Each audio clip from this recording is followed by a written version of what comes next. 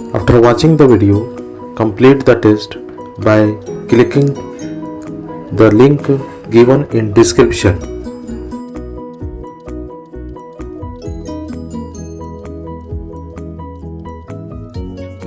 Dear viewers, please like and subscribe the channel and press the bell icon ताकि आने वाले तमाम videos आप तक पहुंच सके.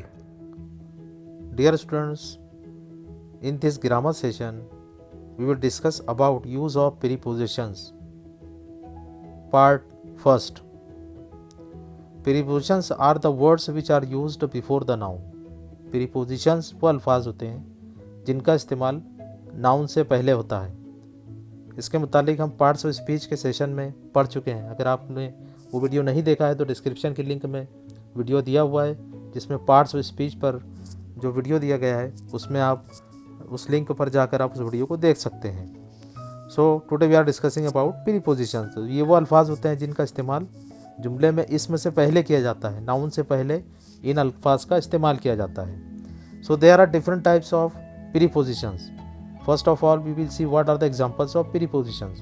These are in, inside, into, out, outside, beside, next to, behind, after, in front, opposite, ahead, on, over, above, at, under, below, from, to, along with, beyond, across, till, until, since, at.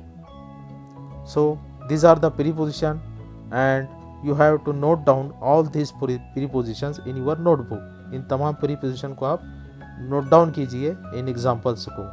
Now अब हम देखेंगे कि इनका इस्तेमाल कैसे होता है. First of all we can see here the preposition in.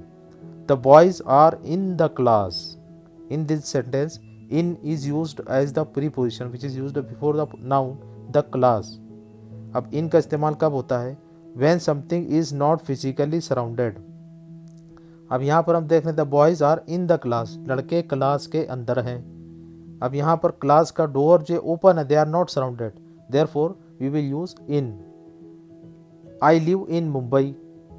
मैं मुंबई में रहता हूँ. In a particular city. Our exams are in मार्च. हमारे इम्तिहानात मार्च में होंगे. तो यहाँ पर हम एक पर्टिकुलर टाइम बताने के लिए, मंथ बताने के लिए इन का इस्तेमाल होता है. तो इस तरीके से इन का इस्तेमाल जो है डिफरेंट तरीके से किया जाता है. Now inside. इनसाइड का यूज़ क्या है? The boys are inside the class. Here in this sentence inside is used, जिसका मतलब होता है के अंदर. When something is physically enclosed, यानी जब कोई चीज़ फिजिकली इनक्लोज्ड होती है यानी अंदर की तरफ होती है, बंद होती है. तो यहाँ पर हम जब कहते हैं कि the boys are inside the class, it means the door of the class is closed. When we will use inside, जब हम उस वक्त इस्तेमाल करेंगे जब फिजिकली कोई चीज़, जैसे यहाँ पर एग्जांपल जैसे कार, बिल्डिंग विद वॉल्स, ऐसी बिल्डिंग जिसके अतराफ में वॉल है, then we will use inside. Now next is into. Into is used for movement और ट्रांसफॉर्मेशन. इनटू का इस्तेमाल उस वक्त होता है जब कोई चीज़ मूव कर रही हो या वो तब्दील हो रही हो, हरकत कर रही हो. जैसे एग्जांपल यहाँ पर दी हुई है, the boy is jumping into the swimming pool. अब यहाँ पर there is a boy who is jumping into the swimming pool. He is moving to the swimming pool.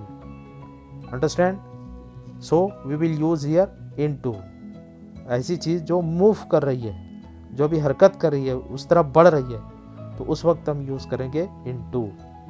The boy is jumping into the swimming pool. लड़का swimming pool में jump कर रहा है.